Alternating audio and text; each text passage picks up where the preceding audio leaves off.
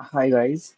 So in the previous video, we learned about the routing methods using GetX, like get.to name, get of all name, and get methods we used. So in this video, like I have some two more methods which I want to discuss. If you're going to build a production ready app, I think somewhere you are gonna use these methods. So the first method is get.off name until. So what this method does, it will pop your screen until it found this route. Okay, then it will push this new route. Okay, it will not pop this route, but it will pop until it finds this route. But and the second method is get dot until. Basically, this method will pop all the screens until it found the this route. Okay, so let me show you a demo. Let's say we go to screen 2. From here, we go to screen 3. Then we go to screen 4.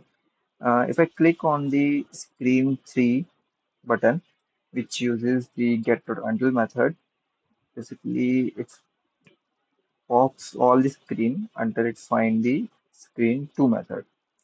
So click on it. So basically it came to the screen 2. As you can see, it closed the in the terminal.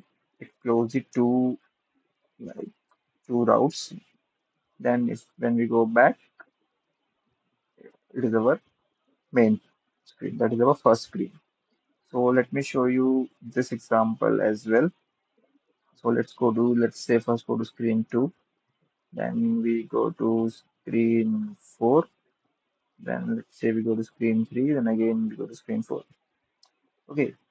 So here let me click on the screen 2. So it find the this home like our first page, and then it pushes the second screen, and when I go back it will come back to home screen. So these were the two methods I wanna discuss with you guys.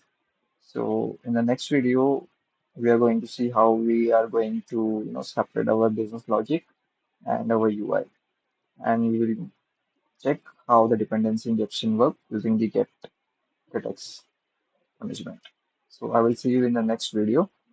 Bye bye, guys.